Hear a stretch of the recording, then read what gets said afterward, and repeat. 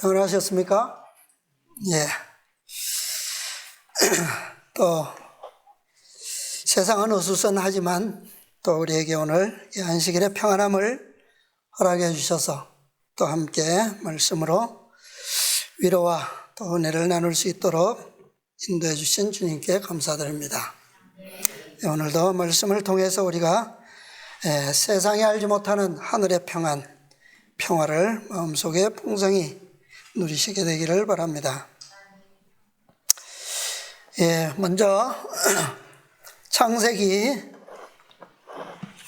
42장의 말씀을 보겠습니다. 창세기 42장입니다. 42장 29절로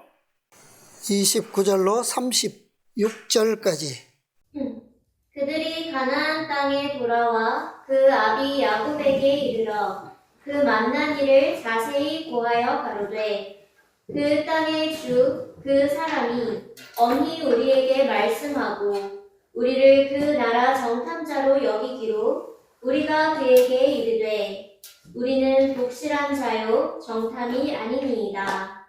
우리는 한 아비의 아들 12형제로서 하나는 없어지고 말째는 오늘 우리 아버지와 함께 가나안 땅에 있나이다 하였더니, 그 땅의 주 그 사람이 우리에게 이르되, 내가 이같이 하여 너희가 독실한 자임을 알리니 너희 형제 중 하나를 내게 두고 양식을 가지고 가서 너희 집들의 주림을 구하고 너희 말째 아우를 내게로 데려오라. 그리하면 너희가 정탐이 아니요 독실한 자임을 내가 알고 너희 형제를 너희에게 돌리리니 너희가 이 나라에서 무역하리라 하더이다 하고, 각기 자루를 쏟고 본즉 각인의 돈뭉치가 그 자루 속에 있는지라. 그들과 그 아비가 돈뭉치를 보고 다 두려워하더니, 그 아비 야곱이 그들에게 이르되, 너희가 나로 나의 자식들을 잃게 하도다. 요셉도 없어졌고 시므온도 없어졌거늘 베냐민을 또 빼앗아 가고자 하니 이는 다 나를 해롭게 함이로다. 아멘. 오늘 이 말씀을 먼저 보았습니다. 자, 여러분, 이 말씀을 읽으면서 아버지 야곱의 마음을 좀 생각해 볼 수 있을까요? 어떤 것 같습니까? 이제 아들들이 와서 애굽에서 일어났던 일들을 자세히 보고했습니다. 여차히 이렇게 되어서 와서 베냐민을 데려가지 않으면 앞으로 뭐 할 수 없다고요? 무역할 수가 없게 되었다라고 그렇게 했습니다. 그러니까 참 아버지의 마음이 어떨까요? 36절에 아주 잘 나오죠? 너희가 나로 나의 자식들을 잃게 하도다. 요셉도 없어졌고 시므온도 없어졌거늘 베냐민을 또 빼앗아 가고자 하니 이는 다 나를 해롭게 함이로다.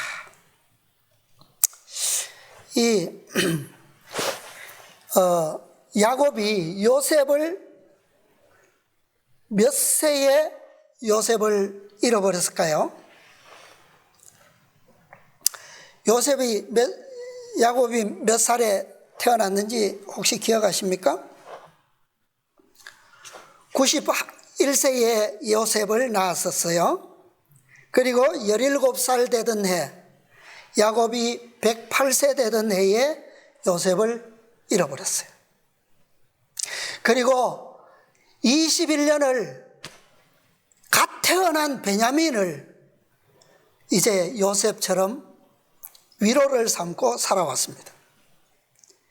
지금 기근이 시작되어서 양식을 사러 이제 첫 번 10아들이 애굽을 다녀왔는데 10아들이 갔는데 몇만 돌아왔어요? 9만 돌아왔어요. 이제 아들이 몇이 없어졌습니까? 둘이 없어졌어요. 이때 야곱의 나이가 129세입니다. 베냐민은 이제 겨우 22살. 기근은 언제 끝날지도 모르는데 이제 누구마저 잃게 됐어요? 막내 베냐민마저 그동안 노년의 위로로 삼고 살아왔던 요셉은 일찌감치 잃어버렸고 죽었다고 생각했고, 막내 요셉 대신으로 안고 사는 베냐민마저도 이제 빼앗길 처지가 되었어요. 야곱은 이제 늙었습니다. 이 사건은 야곱이 노년에 겪었던 가장 큰 시련이에요. 가장 큰 시련입니다. 젊을 때는 웬만큼 시련이 있어도, 고통스러운 일이 있어도 어때요? 헤쳐나갈 만합니까? 예, 해요. 그런데 이 노년에 이런 일들을 이제 야곱이 겪고 있어요. 참 쉽지 않지만, 그러나 그동안 야곱의 삶은 어땠습니까? 어떻게 그 시련과 많은 고통들을 이겨내면서, 견뎌내면서 살아왔어요? 무엇 때문에? 하나님께서 주셨던 그 계시의 기별 때문에, 그 약속에 의지해서 그는 지금까지 한 번도 실패하지 않고, 비록 아들들의 삶 속에서는 유전적인 그런 실수와 결함들이 나타나서 고통을 겪었지만, 그러나 자신은 어떻게 해요? 한 번도 스스로 그 약속을 떠나서 실수하지 않았습니다. 네. 너희 말째 아우를 내게로 데려오라. 이게 뭐예요? 이제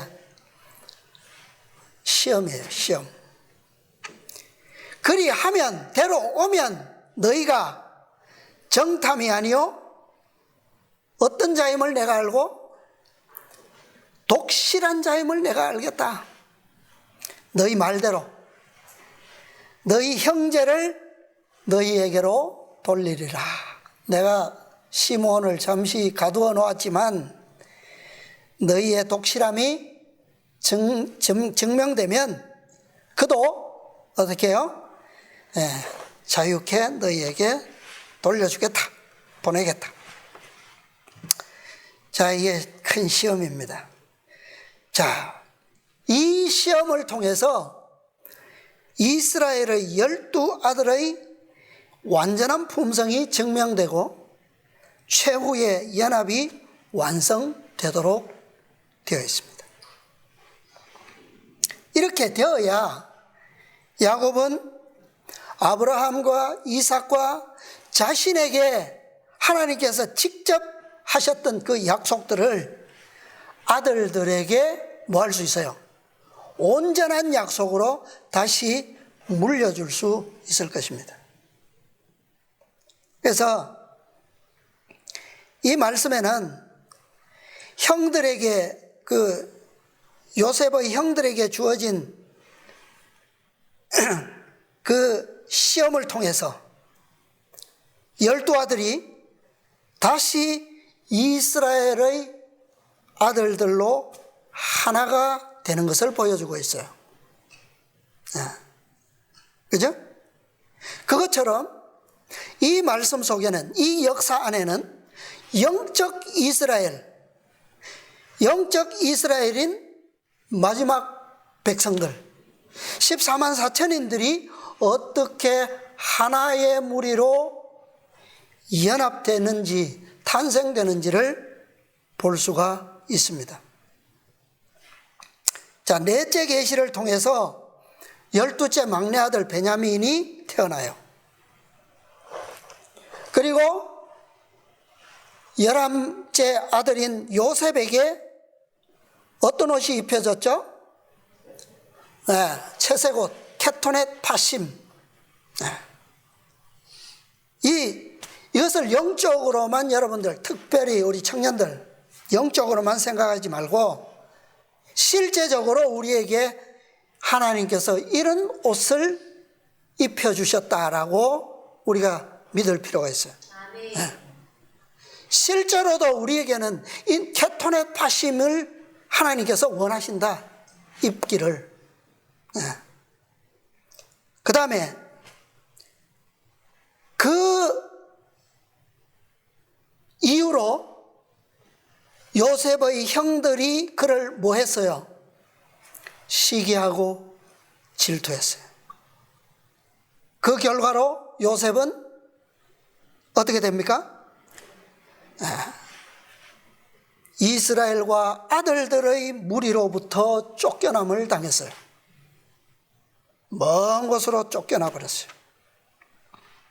자, 그 이후에 그러나 하나님의 임재는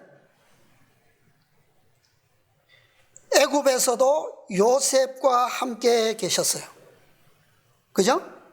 자, 이것은 이것이 우리가 의미하는 바도 알아야 되겠죠?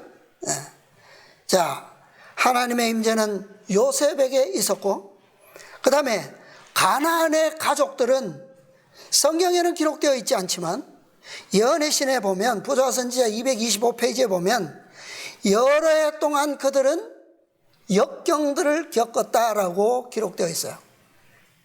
그 역경들을 통해서 그 결과 그 형들의 품성이 어떻게 되었다고요? 변화되었다라고 기록하고 있습니다. 이 말씀들을 근거해 보면 요셉과 그 형들이 분리되어 있던 그 시련기 동안에 하나님의 촛대는 어디에 있다고요? 하나님의 촛대는 어디에 있습니까? 분명히 애굽에 있는 요셉에게 머물러 있었어요. 그죠? 머물러 있었어요. 그럼에도 불구하고 가나안의 형들도 역경을 통해서 품성의 변화를 이루고 있었다라고 하는 것을 알 수가 있습니다. 네. 그러나 형들은 현저한 결점들을 나타내 버렸기 때문에 그들의 품성의 변화에 대한 뭐가 필요하다고요? 시험이 필요했다는 거예요. 시험이. 자, 요셉도 애굽에서 뭘 당했습니까? 시험을 당했어요. 그러나 요셉이 당한 시험과 형들이 지금 당하고 있는 시험은 성격적으로 다른 시험이에요. 요셉의 시험은 지난 시간에 우리가 살펴보았던 것처럼 어떤 계명에 대한 시험이었죠? 일곱째 계명에 대한 시험이었어요. 이것은 예수님께서 하나님의 십계명을 몇 가지로 설명하셨습니까? 율법사에게 두 가지로 설명하셨죠. 그죠? 첫째는 하나님께 대한 계명이고 하나는 이웃에 대한 사랑에 대한 계명이에요.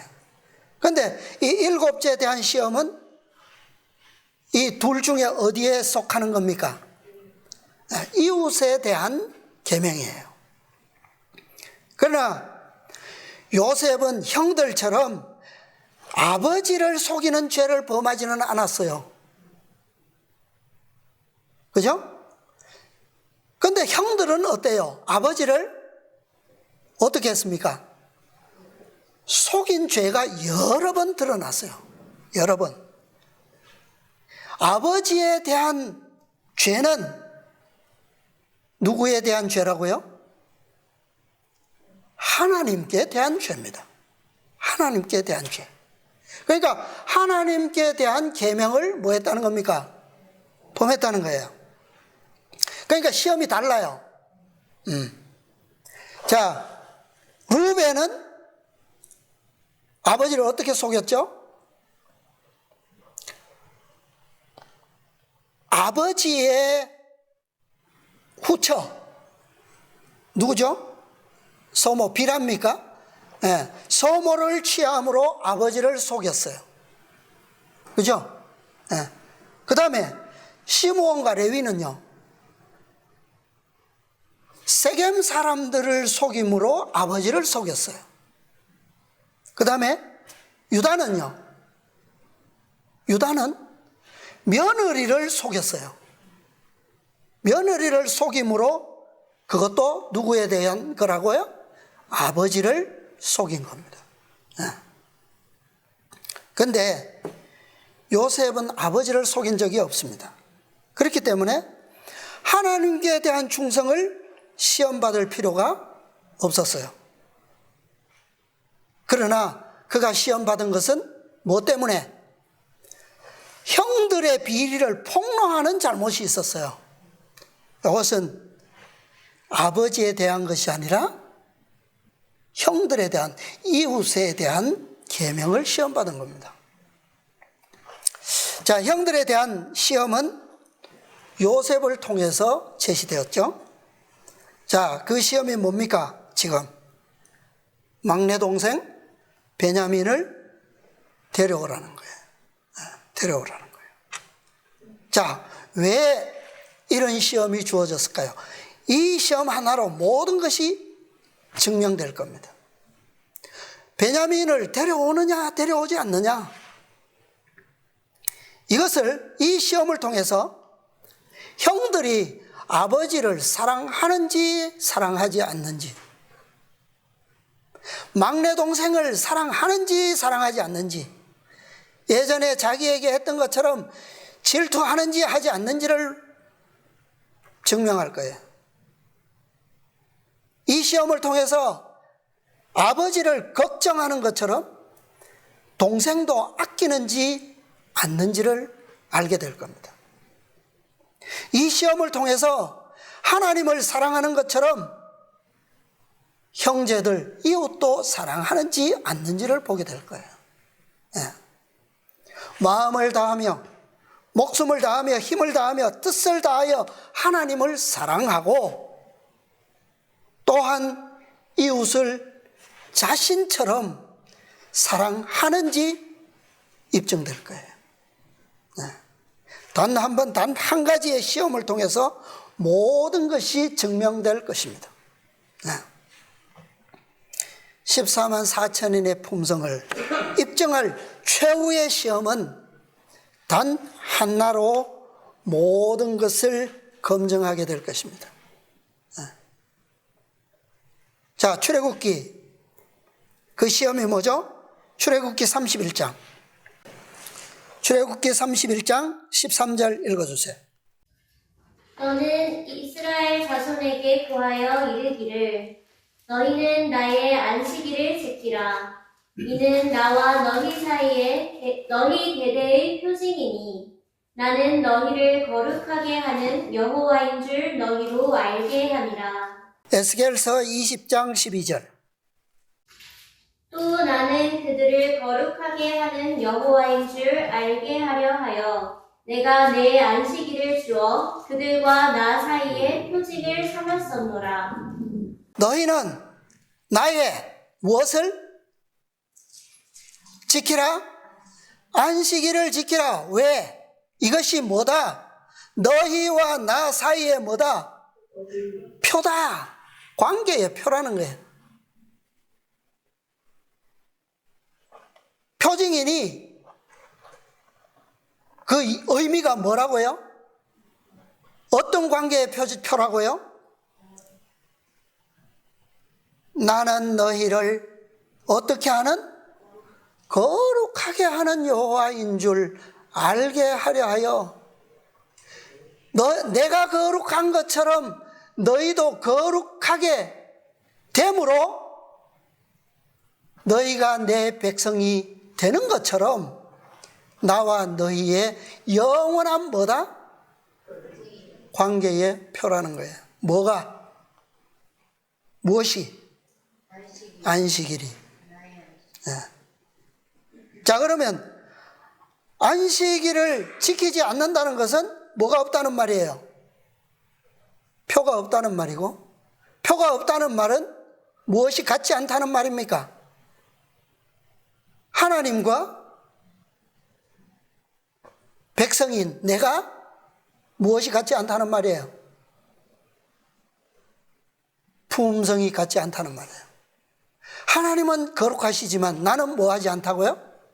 거룩하지 않다는 말이에요. 그런데 이 표가 태초부터 안식일이 제정되었고 지켜왔고 모세 당시에 이스라엘 백성들에게 주어진 계명이지만 이 법이 관계의 표가 바꾸어진 적이 있습니까? 한 번도 변한 적이 없어요. 이 표는 하나님의 축복에 대한 영원한 약속이고 보증이에요. 네. 하나님의 축복이 뭡니까? 안식일은 이 날을 복되게 하여 내가 쉬었노라. 너희도 이 날에 쉬라라고 하는 것은 무엇을 받으라는 거예요? 이 축복에 거하라는 거예요. 그죠? 네. 그러면 하나님의 축복은 뭐라는 거예요? 이 날에 주어진 축복이 뭐라고요? 거룩한 품성이라는 거예요. 거룩한 품성. 다시 말하면 안식일을 거룩하게 구별하지 않는 자에게는 무엇이 없다는 말입니까? 거룩한 품성의 축복이 없다는 말이에요. 네. 이 품성을 소유한 자만 하나님께서 아브라함과 이삭과 야곱에게 약속하신 젖과 꿀이 흐르는 땅을 유업으로 받는다는 약속이에요. 네. 이것은 하나님께서 사람과의 관계를 원칙으로 정하신 태초로부터 이 세상 마지막까지의 변함없는 법칙입니다. 공식이에요, 이것은. 자, 어떤 법칙이라고 하는 것, 공식이라고 하는 것, 그것은 무엇을 의미합니까? 그건 절대적이라는 거예요. 그죠?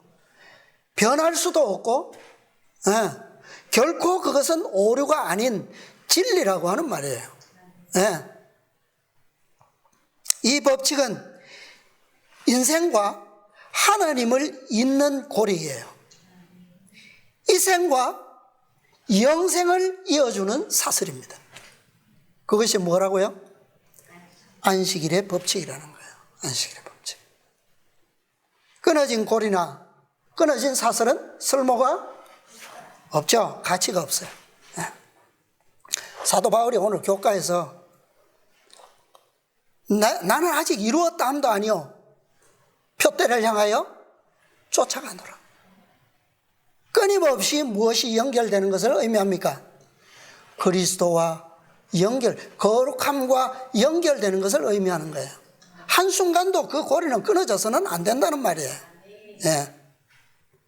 이 한 번의 시험은 가나안의 형들이 준비가 되었을 때가 아니라 누가 준비되었을 때 주어진다고요? 하나님의 촛대가 누구에게 있었다고요? 요셉에게 있었어요. 그러면 요셉이 준비되었을 때 이 시험은 비로소 주어진다. 그 말이에요. 가나안에 있는 야곱의 집에도 하나님의 축복이 없는 건 아니에요. 그러나 하나님의 이 시대 동안에 분리되어 있는 동안에 하나님의 임재를 상징하는 촛대는 어디에 있었다고요? 요셉에게 있었다는 거예요. 적은 물이 요셉에게 있었고 달려 있었고 요셉이 준비되었을 때 그들의 드러난 죄에 대한 시험이 치러질 필요가 있었다. 시험이 주어졌다는 거예요. 자, 우리는 몇 년 전에 단체로 이런 예비적 시험을 한번 치른 적이 있죠. 코로나 단체적인 시험이었어요. 그러나 개인적 시험은요 아직 얼마든지 있습니다. 누구에게든지. 흔들리지 마시기 바랍니다. 예. 베냐민이 애굽으로 동행하고 그리고 형들의 품성의 변화가 완전히 입증되면 요셉은 자신을 형들에게 알릴 겁니다. 그리고 12 아들은 어떻게 돼요? 완전히 다시 하나가 돼요. 우리는 이때를 지금 기다리고 있는 겁니다. 하나님께서는 이 때를 위하여 지금 역사하고 계시는 거예요. 네. 그리고 그때 요셉이 형들에게 자신을 알린 다음에는 12이 완전히 하나가 되었을 때 요셉은 어떤 기별을 주죠? 속히 가서 아버지와 온 가족을 어떻게 하라고요? 데리고 내려오라. 데리고 오라고 하는 거예요. 그러면 그때의 야곱에게 형식상 마지막 계시가 주어져요. 그리고 애굽에 도착할 때 야곱에게 주어졌던 모든 계시는 5 계시는 완전히 성취를 이루게 됩니다. 자, 계시록 18장 4절. 또 내가 들으니 하늘로서 다른 음성이 나서 가로되 내 백성아 거기서 나와 그의 죄에 참여하지 말고 그의 받을 재앙들을 받지 말라. 네. 이 음성을 누가 외칩니까? 누가 외쳐요? 5째 천사의 기별을 최초로 외칠 사람은 누굽니까? 자, 오늘 우리가 보는 창세기 42장의 말씀대로 보면 물론 그 기사는 45장에 가야 나옵니다. 이 기별을 주는 사람은 누구라고요? 내려오라고? 요셉이에요. 요셉. 근데 요셉이 속히 가서 아버지와 온 가족을 데리고 오라고 그 기별을 전하면 그 기별은 11 아들에 의해서 어디에 외쳐집니까? 야곱 집에 외쳐져요. 이것이 계시록 18장 4절에 나오는 하늘로서 나는 다른 음성이고 초기문집 277페이지에 말씀하신 사방에서 들려오는 소리예요. 그런데 사방에서 들려오는 이 음성이 처음에는 어디서 시작되었다고요? 요셉 한 사람에게서 시작된 거예요. 왜? 그곳에 뭐가 있기 때문에? 하나님의 촛대가 있기 때문에. 그러나 그 소리는 곧 야곱 집에서는 어떻게 들린다고요? 사방에서 들려오는 소리로 들리게 된다는 겁니다. 야곱의 가족들이 가나안에서 나오면 가나안은 어떻게 돼요? 가나안은 죄의 잔으로 채워지고 때가 되면 심판을 받게 됩니다.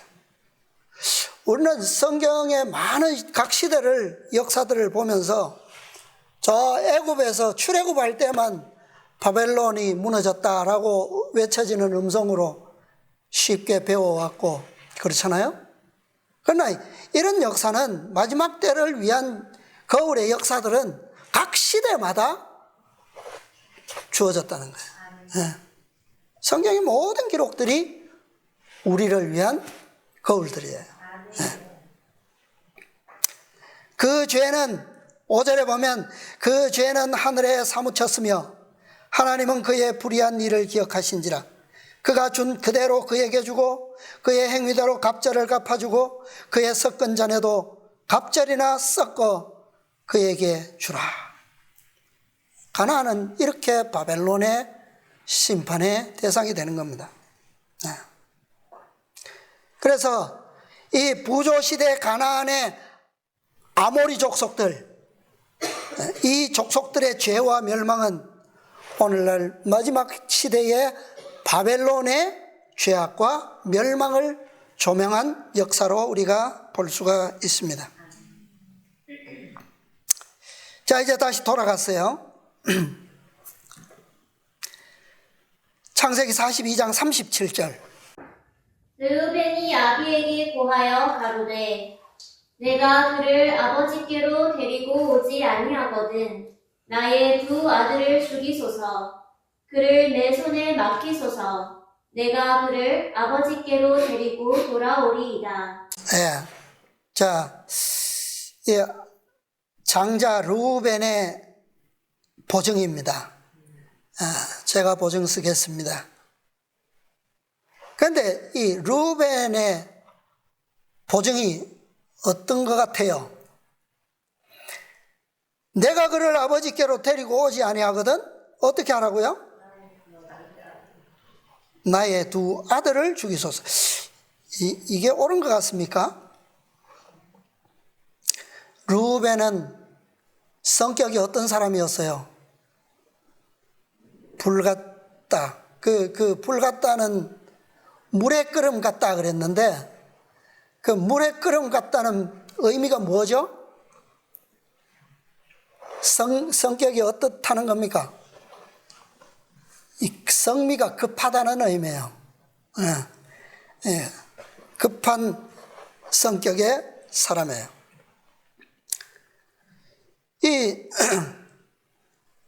지금도 보면 변화되었다고는 하지만 아버지에게 이 베냐민을 두고 보증하는 말 자체는 생각이 좀 어때요? 좀 급한 것 같죠? 예. 자신의 두 아들의 목숨으로 동생의 생명을 보증하겠다고 말한다. 이거 참, 그죠? 얼마나 어처구니 없습니까? 장자의 두 아들, 그 두 아들은 야곱에게는 뭐가 돼요? 손자잖아요. 그죠? 두 손주의 목숨으로 아들의 생명을 보증하겠다? 참 그렇죠? 요셉도 잃어버렸고 시므온도 잃어버렸고 베냐민도 잃게 생겼는데 이제는 손자 둘까지 더 잃게 됐다는 거죠. 이게 믿을 만한 약속일까요? 결과적으로 며칠 잃게 됩니까? 5을 잃게 되는 셈이죠. 그런 그의 보증은, 그의 말은 아버지의 신뢰를 얻을 수가 없었습니다. 르우벤은 회개했지만 아직도 뭐가 있어요? 아직도 결함이 있는 것 같아요. 그죠? 아직도 아버지의 신뢰를 얻기에는 불완전합니다. 무엇이 부족할까요? 르우벤에게. 자, 그거는 좀 생각하면서 다른 보증을 한번 보겠습니다. 43장, 창세기 43장 3절로 7절입니다. 유다가 아비에게 말하여 가로되 그 사람이 엄히 우리에게 경계하여 가로되 너희 아우가 너희와 함께하지 아니하면 너희가 내 얼굴을 보지 못하리라 하였으니 아버지께서 우리 아우를 우리와 함께 보내시면 우리가 내려가서 아버지를 위하여 양식을 사려니와 아버지께서 만일 그를 보내지 않으시면 우리는 내려가지 아니하리니 그 사람이 우리에게 말하기를 너희 아우가 너희와 함께하지 아니하면 너희가 내 얼굴을 보지 못하리라 하였음이니이다. 이스라엘이 가로되 너희가 어찌하여 너희에게 오히려 아우가 있다고 그 사람에게 고하여 나를 해롭게 하였느냐. 그들이 가로되 그 사람이 우리와 우리의 친족에 대하여 자세히 힐문하여 이르기를 너희 아버지가 그저 살았느냐 너희에게 아우가 있느냐 하기로 그 말을 조조히 그에게 대답한 것이라. 그가 너희 아우를 데리고 내려오라 할 줄을 우리가 어찌 알았으리이까. 네. 자, 그렇죠? 뭐 계속 반복해서 설명을 합니다. 근데 이런 대화에 그들이 자세하게 조조히 설명하지 않을 수 없는 것이 왜요? 그의 질문이 뭐 그냥 해도 되고 안 해도 될 그런 질문이 아니잖아요. 그죠? 네. 그리고 더구나 그들이 무엇으로 몰려 있는데 지금 정탐자들로 몰려 있는 상황에서, 그죠? 근데 이 유다의 이 보정은 어떤 것 같아요? 물론 상황은 좀 바뀌었습니다. 42장의 상황과 43장의 상황은 조금 더 43장 1절에 보면 그 땅에 기근이 심하고 그들이 애굽에서 가져온 곡식을 다 먹었어요. 이제는 더 버틸래야 버틸 수가 없습니다. 상황이 아버지를 더 좀 조급하게도 만들었지만, 자, 그것을, 자, 유다의 보정은 어떻게 장자 루벤의 보정과 다른지 조금 보겠습니다. 자, 각 시대의 대쟁투 있는 말씀 좀 보겠습니다. 방금 읽은 이 43장의 유다의 말과 함께 오늘날 이런 위기를 당하게 될 백성들의 상태는 우리가 유다의 그 말을 좀 헤아려 볼 수 있는 말씀 같아서 각 시대의 대쟁투 606, 607. 이게 문단 중간인 것 같은데요. 그들은 성경의 솔직한 말씀, 지금 이 야곱의 아들들이 지금 애굽에서 돌아와서 지금 보고를 여러 차례 똑같은 말을 계속 반복하고 있죠. 그죠? 반복하고 있어요. 그들은 성경의 솔직한 말씀, 곧 그들이 제시하기를 주저해 왔던 교훈을 전하지 아니할 수 없었다. 이거 뭐 야곱에게 하고 싶어서 합니까? 그죠? 그들은 진리와 사람들에게 다가오고 있는 위험에 대하여 열렬하게 말하지 않을 수 없었다. 그들은 결과를 두려워하지 않고 주님께서 주신 말씀을 말하였다. 이 말은 누가 준 거예요, 지금? 야곱의 열 형들이, 요셉의 열 형들이 야곱에게 하는 말은 누가 준 거예요, 이거 지금? 요셉이 준 거잖아요. 그죠? 이 조건은 요셉이 건 거예요. 자, 그리하여 백성들은 그 경고를 들을 수밖에 없었다. 투쟁의 세 분야. 소제목. 그와 같이 셋째 천사의 기별은 선포될 것이다. 그 기별이 가장 큰 세력으로 전파되어야 할 때가 오면 주님께서는 마음이 어떤 자들요? 겸비한 자들을 통하여 일하시고 자신들을 주님의 사업에 바치는 사람들의 마음을 어떻게 해요? 지도하실 것이다. 자, 이 마음이 지금 누구의 마음처럼 보입니까? 유다의 마음이에요, 이게. 이것은 누가 일하시고 계시는 거라고요? 하나님께서 이들을 통해서 역사하고 계신다는 거예요. 어떤 자들? 마음이 어떤 자들? 마음이 겸허한 자들. 주님의 사업에 자신들을 바치고자 하는 마음을 지도하신다는 거예요. 일꾼들은 교육기관에서의 훈련보다 오히려 성령의 은혜를 받음으로써 자격을 갖추게 될 것이다.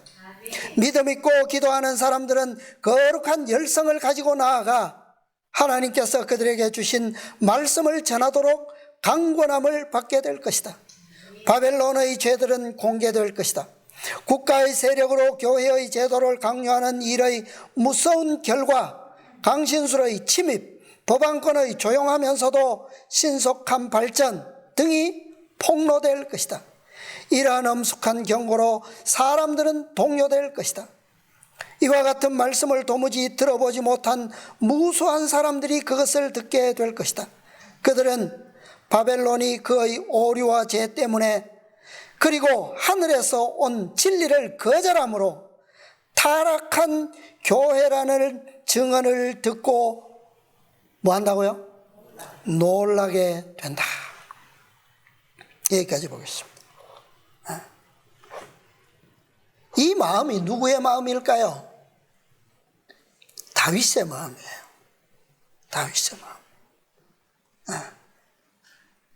다윗의 마음이기 전에 누구의 마음이라고요? 유다의 마음이에요. 자, 그 다음에 봅시다. 창세기 43장 다시 돌아가서 8절 9절. 유다가 아비 이스라엘에게 이르되 저 아이를 나와 함께 보내시면 우리가 곧 가리니 그러면 우리와 아버지와 우리 어린 것들이 다 살고 죽지 아니하리이다. 내가 그의 몸을 담보하오리니 아버지께서 내 손에 그를 물으소서. 내가 만일 그를 아버지께 데려다가 아버지 앞에 두지 아니하면 내가 영원히 죄를 지리이다. 네. 자, 유다의 보증과 르우벤의 보증이 다르죠. 어떻게 다릅니까? 자신이 아닌 두 아들의 생명을 걸었죠. 근데 유다는요, 자기 자신을 걸었어요. 네. 이 누구의 마음이에요? 예수 그리스도의 마음이에요. 네. 유다의 진정성은 어디에서 나왔을까요? 그의 품성에서 나온 겁니다. 그렇죠? 네. 품성이 이렇게 되지 않고서는 이런 약속을 아버지 앞에 신뢰성 있는 보증을 쓸 수가 없어요. 네. 유다의 중보는 예수님의 중보를 상징합니다. 네. 자, 다음 시간에 우리는 다시 요셉 앞에서 유다의 중보가 어떻게 이어지고 어떻게 완성되는지, 인류와 죄인과 아버지와의 관계에서 그의 중보가 어떤 역할을 하게 되는지 더 자세하게 다음 시간에 볼 것입니다. 네. 얼마나 충실한 중보자로서 야곱이 첫 번째 계시에서 보았던 그 사닥다리의 계시가 어떻게 유다를 통해서 성취되는지를 보게 될 것입니다. 자, 아까 맨 처음에 읽었던 38절. 자, 요거 좀 조금 생각해 보고 정리하겠습니다. 42장 38절. 야곱이 가로되 내 아들은 너희와 함께 내려가지 못하리니 그의 형은 죽고 그만 남았음이라. 만일 너희 행하는 길에서 재난이 그 몸에 미치면 너희가 나의 흰머리로 슬피 음부로 내려가게 하니 되리라. 예. 자, 야곱의 마음이 어떨까요? 지금 이 말은 누구의 말에 대한 대답이에요? 르우벤의 그 보증에 대한 답이에요, 이게. 내 아들은, 베냐민은 너희와 함께 결코 뭐 한다? 내려갈 수 없다. 왜? 형도 죽고 이제 그만 남았는데, 그가 문제가 생기면 내가 어떻게 된다고요? 흰머리로 슬피 음부로 내려가게 합니다. 여러분, 이게 모든 부모의 노년의 소망이 이거예요. 슬픔이 없는 죽음입니다. 슬픔이 없는 죽음. 자식에 대한 걱정 없이 모든 자녀가 살아있는 가운데 하나님께서 약속하신 축복의 유언을 남기고 죽는 게 모든 노년의 부모의 소망입니다. 야곱은 루벤의 성급한 제안을 받아들였다가는 세 아들도 잃고 두 손자도 다 잃어버릴지도 모르기에 이런 대답을 한 거예요. 이것은 그로 하여금 뭐 하는 거라고요? 슬피 음부로 내려가게 하는 결과를 얻게 될 것이라는 거예요. 단호하게 거절했어요. 그래서 야곱은 요셉을 잃어버리고 슬퍼했던 세월들을 보상하는 의미에서 나중에 요셉을 만났을 때, 그리고 이제 아들들에게 유언할 때가 되었을 때 그 잃어버린 슬픔의 세월을 보상하는 의미에서 요셉의 두 아들들을 어떻게 합니까? 양자로 받아들여요. 양자로. 두 배로. 그죠? 네. 양자로 삼아서 축복하게 됩니다. 이게 하나님의 방법이고 뜻이에요. 네. 이것은 야곱에게는 요셉에게 그냥 장자의 권리로서 두 몫을 상속하는 그런 상속권에 해당해요. 그러나 하늘 아버지께는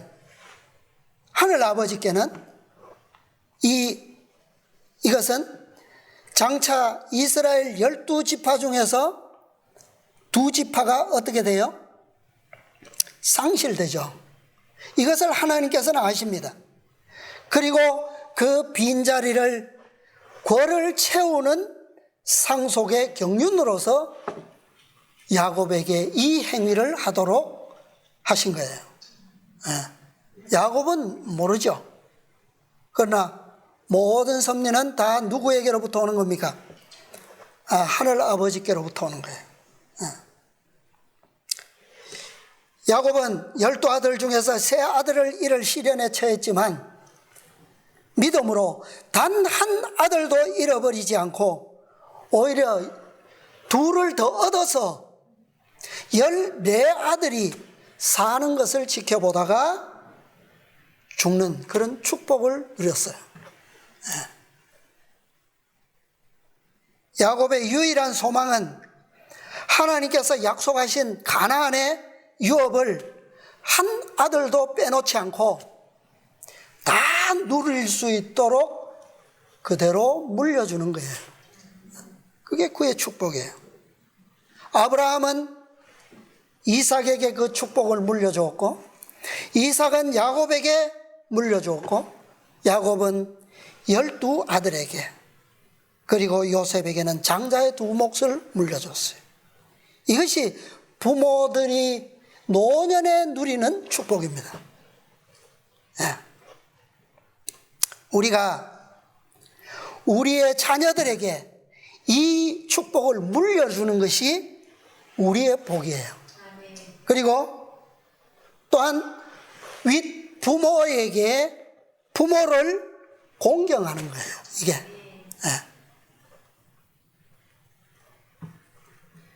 야곱은 이 축복을 아들들에게 물려주기 위해서 그토록 긴 세월 동안 수많은 시련을 당했지만 그런 가운데서도 평생을 원칙과 믿음 안에서 살았습니다.